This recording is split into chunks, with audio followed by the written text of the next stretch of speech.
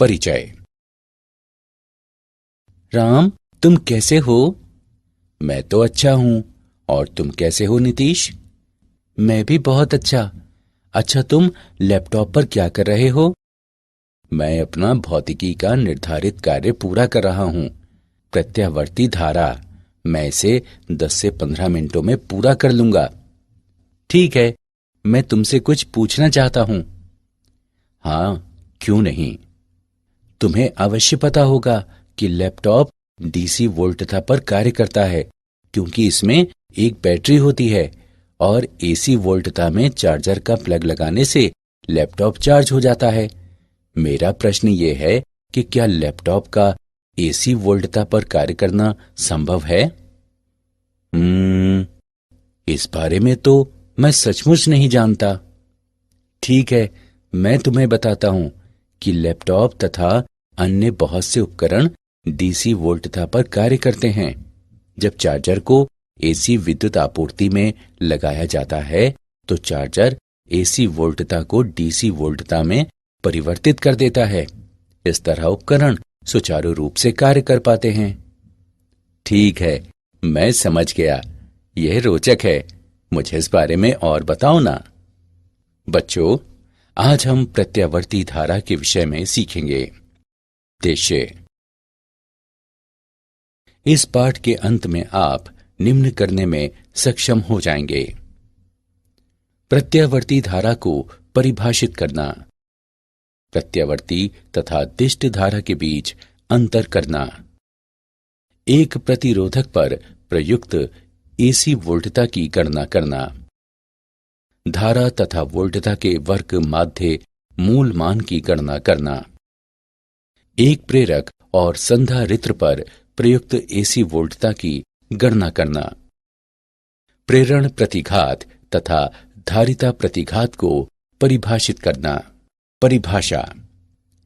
एक AC generator एक प्रत्यावर्ती धारा उत्पन्न करता है जो समय के साथ ज्यावक्रीय रूप में परिवर्तित होती है। एसी वोल्टता कहलाती है और किसी परिपथ में इसके द्वारा चालित धारा एसी धारा कहलाती है। हमारे घरों में मुख्य विद्युत प्रदाय तथा वर्तमान अधिकांश विद्युत उपकरणों के उपयोग हेतु हमें एसी वोल्टता की आवश्यकता होती है।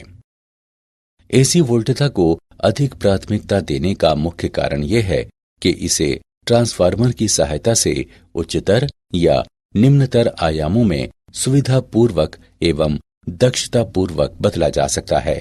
प्रत्यावर्ती धारा या वोल्टता। आवर्ती रूप से परिवर्तनशील धारा या वोल्टता के प्रत्यावर्ती होने की दशाएं निम्न हैं। एक आवर्तकाल के संगत प्रत्येक चक्र का मान एकांतर रूप से आधा धनात्मक तथा आधा ऋणात्मक होता है। धारा की स्थिति में इसका अर्थ है कि प्रत्येक अर्धचक्र के पश्चात धारा की दिशा उलट जानी चाहिए तथा वोल्टता की स्थिति में इसका अर्थ है कि प्रत्येक अर्धचक्र के पश्चात विभवांतर की ध्रुवणता उलट जानी चाहिए। धनात्मक एवं ऋणात्मक अर्धचक्र पूर्णतः सममितिक होते हैं। धारा या वोल्टता का परिमाण धनात्मक एवं ऋणात्मक दोनों पार्श्वों में सभी चक्रों में अचर बना रहता है। प्रत्यावर्ती तथा दिष्ट धारा के बीच अंतर। एसी धारा के रासायनिक प्रभाव उत्पन्न नहीं कर सकता, लेकिन डीसी धारा के रासायनिक प्रभाव जैसे कि विद्युत लेपन या विद्युत अपघटन उत्पन्न कर सकता है। एसी को ट्रांसफार्मरों द्वारा बढ़ाया या घटाया जा सकता है, लेकिन डीसी के लिए ट्रांसफार्मर का उपयोग नहीं किया जा सकता। वैद्युतिक दिष्टकारी का उपयोग करके एसी को डीसी में परिवर्तित किया जा सकता है, जबकि डीसी को अंतर्वतकों के उपयोग द्वारा एसी में परिवर्तित किया जा सकता है। प्रतिरोधक पर प्रयुक्त एसी वोल्टता। हम आर प्रतिरोध वाले एक प्रतिरोधक तथा एक एसी ईएमएफ स्रोत वाले परिपथ पर विचार करेंगे। स्रोत के टर्मिनलों पर एसी वोल्टता समय के साथ ज्यावक्रीय रूप में निम्नवत परिवर्तित होती है। V बराबर Vm साइन ओमेगा टी, जहां Vm प्रत्यावर्ती वोल्टता का आयाम है तथा ओमेगा कोणीय आवृत्ति है। हम लूप में किरचॉफ का नियम प्रयुक्त करके निम्न प्राप्त करते हैं। I बराबर Vm बटे R गुणे साइन ओमेगा टी। अधिकतम धारा Vm बटे R द्वारा व्यक्त है। अब उपरोक्त समीकरण को निम्न रूप में लिखा जा सकता है। I बराबर Im साइन ओमेगा टी। किसी क्षण पर प्रतिरोधक पर वोल्टता निम्न द्वारा व्यक्त है। VR बराबर IR। I का मान रखने पर हम पाते हैं कि VR बराबर Vm साइन ओमेगा टी। उपरोक्त समीकरण दर्शाता है कि एक एसी परिपथ में एक प्रतिरोधक के माध्यम से धारा इसके टर्मिनलों पर वोल्टता के साथ कला में होती है। मूल्यांकन। आगे बढ़ने से पहले आइए देखें हमने क्या सीखा। सही विकल्प को उठाकर उसके संगत स्थान पर रखें। धारा तथा वोल्टता का वर्ग माध्य मूल मान। आइए निम्न द्वारा व्यक्त ज्यावक्रीय वोल्टता तथा धारा पर विचार करें। V बराबर Vm sine omega T. I बराबर Im sine omega T. V तथा I दोनों आधे चक्र के लिए धनात्मक तथा अन्य आधे चक्र के लिए ऋणात्मक हैं। इसलिए एक पूर्ण चक्र का औसत मान 0 होगा। वर्ग माध्य मूल धारा। धारा के वर्ग के औसत मान का वर्गमूल वर्ग माध्य मूल यानी RMS धारा कहलाता है। I RMS बराबर Im बटे वर्गमूल 2, जो 0.707 Im के बराबर है। इसी तरह से RMS वोल्टता प्रत्यावर्ती वोल्टता के अधिकतम मान से संबंधित है। V RMS बराबर Vm बटे वर्गमूल 2, जो 0.707 Vm के बराबर है। एक शुद्ध प्रतिरोधात्मक परिपथ में प्रतिरोध R का मान सभी आवृत्तियों पर समान रहता है। प्रतिरोध बनाम कोणीय आवृत्ति का ग्राफ एक क्षैतिजिक सीधी रेखा होता है। तात्क्षणिक वोल्टता के उदाहरण। आइए तात्क्षणिक वोल्टता का एक उदाहरण देखें। एक घर में मुख्य विद्युत प्रदाय पर 220 वोल्ट 50 हर्ट्ज अंकित हैं। तात्क्षणिक वोल्टता का समीकरण लिखें। आइए इसका हल देखें। दिए गए मान है EV बराबर 220 वोल्ट, न्यू बराबर 50 हर्ट्ज। हम जानते हैं कि EV बराबर E नॉट बटे वर्गमूल 2 या E नॉट बराबर वर्गमूल 2EV। मानों को समीकरण में प्रतिस्थापित करने पर हम पाते हैं कि E नॉट बराबर 311 वोल्ट। साथ ही हम जानते हैं कि ओमेगा बराबर 2 पाई न्यू। मानों को समीकरण में रखने पर हम पाते हैं कि ओमेगा बराबर 314 रेडियन प्रति सेकंड। अतः तात्क्षणिका वोल्टता निम्न होगी। E बराबर 311 साइन 314 टी। प्रतिरोधक को आपूर्ति की गई शक्ति। प्रतिरोधक को आपूर्ति की गई तात्क्षणिक शक्ति निम्न द्वारा व्यक्त है।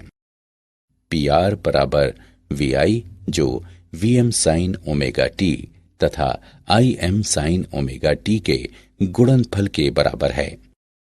इसे निम्नवत लिखा जा सकता है। PR बराबर Vm Im तथा साइन वर्ग ओमेगा टी का गुणनफल। एक पूर्ण चक्र में आपूर्ति की गई औसत शक्ति निम्न द्वारा व्यक्त है। PR बराबर Vm गुणे Im बटे 2। चूंकि एक पूर्ण चक्र पर साइन वर्ग ओमेगा टी का समय औसत 1/2 है, इसे निम्नवत लिखा जा सकता है।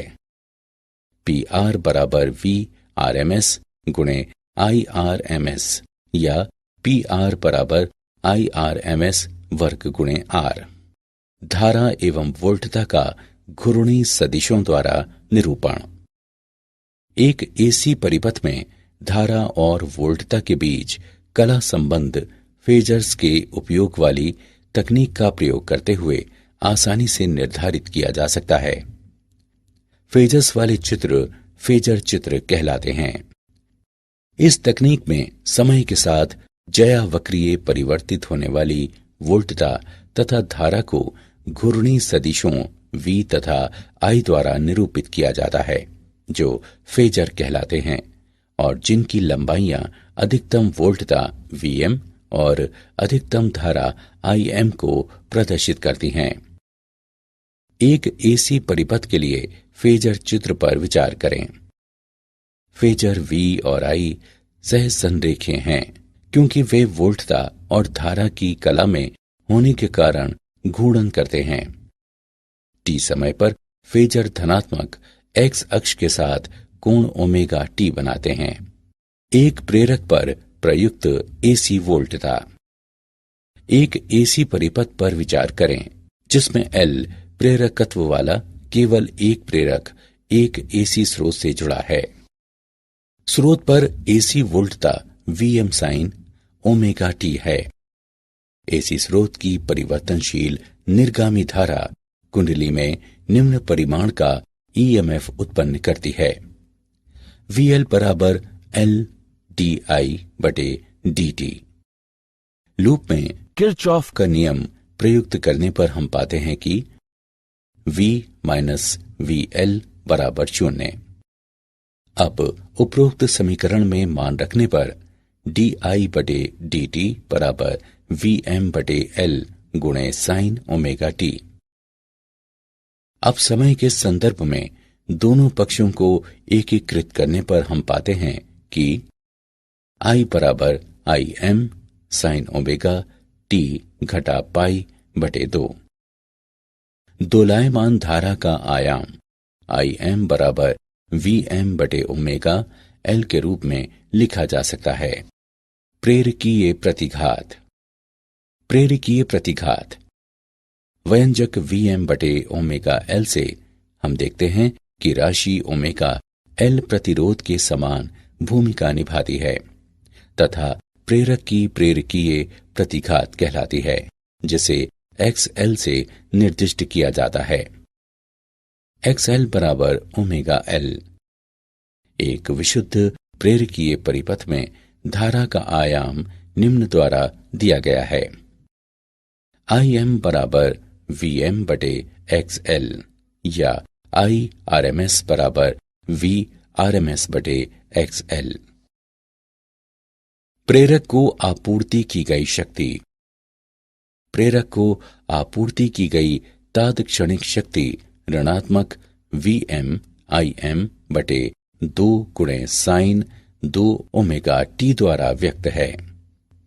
चूंकि एक पूर्ण चक्र पर साइन 2 ओमेगा t का समय माध्य 0 है, इसलिए प्रेरकीय शक्ति 0 है।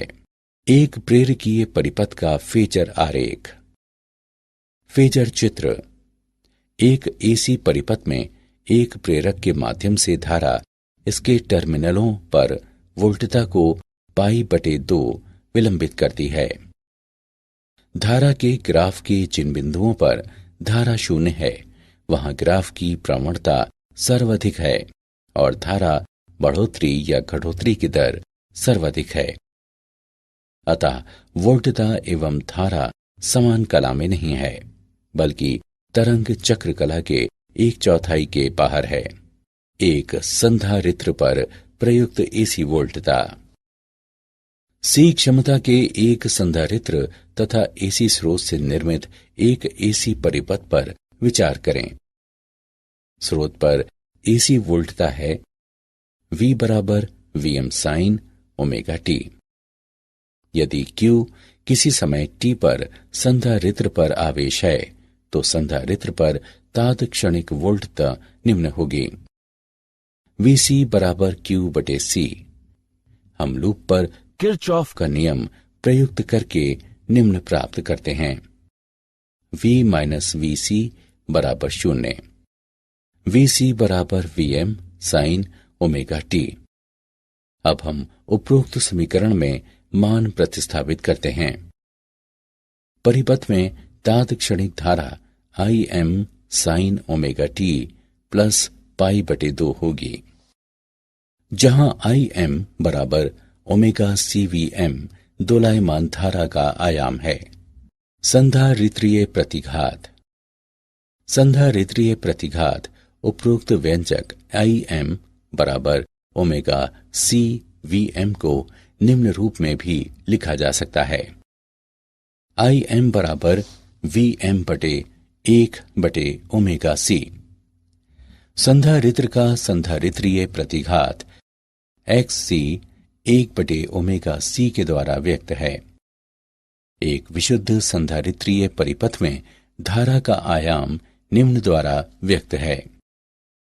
IM बराबर VM बटे XC या IRMS बराबर VRMS बटे XC। एक संधारित्र को आपूर्ति की गई शक्ति संधारित्र को आपूर्ति की गई तात्क्षणिक शक्ति VMIM बटे 2 गुणे साइन 2 ओमेगा टी द्वारा व्यक्त है। चूंकि एक पूर्ण चक्र पर साइन 2 ओमेगा टी का समय माध्य 0 है, इसलिए संधारित्र शक्ति भी 0 है। संधारित्रीय परिपथ का फेजर आरेख। फेजर चित्र AC परिपथ में एक संधारित्र के माध्यम से धारा इसके टर्मिनलों पर वोल्टता से पाई बटे 2 समय पहले पहुंचती है। वोल्टता A से B तक बढ़ने पर संधारित्र पर आवेश पड़ता है और B पर अपने पूर्ण मान पर पहुंचता है। हालांकि आवेश के प्रवाह की दर प्रदर्शित करने वाली धारा का अधिकतम धनात्मक मान आवेशन प्रक्रिया के आरंभ में A पर होता है। संधारित्र वोल्टता B से C तक घटने पर संधारित्र से बाहर को आवेश का प्रवाह आवेशित धारा के प्रवाह के विपरीत होता है, जैसा B से C तक ऋणात्मक धारा द्वारा इंगित होता है। अतः वोल्टता और धारा तरंग चक्र कला के 1/4 बाहर है। क्या आप जानते हैं 1832 में फ्रांसीसी उपकरण निर्माता हिप्पोलाइट पिक्सी द्वारा माइकल फैराडे के सिद्धांतों के आधार पर डायनमो विद्युत जनरेटर के रूप में प्रत्यावर्ती धारा उत्पन्न करने वाला पहला प्रत्यावर्तक बनाया गया। प्रेरक दिष्ट धारा को कम नहीं कर सकता, यह केवल प्रत्यावर्ती धारा को कम कर सकता है। संधारित्रों से होकर प्रत्यावर्ती धारा प्रवाहित हो जाती है, किंतु दिष्ट धारा प्रवाहित नहीं हो पाती। सारांश। आइए हमने जो कुछ सीखा है उसे संक्षेप में दोहराएं। एक AC जनरेटर एक प्रत्यावर्ती धारा उत्पन्न करता है जो समय के साथ ज्यावक्रीय रूप में परिवर्तित होती है। प्रत्यावर्ती धारा में एक आवर्तकाल के संगत प्रत्येक चक्र का मान एकांतर रूप से आधा धनात्मक तथा आधा ऋणात्मक होता है।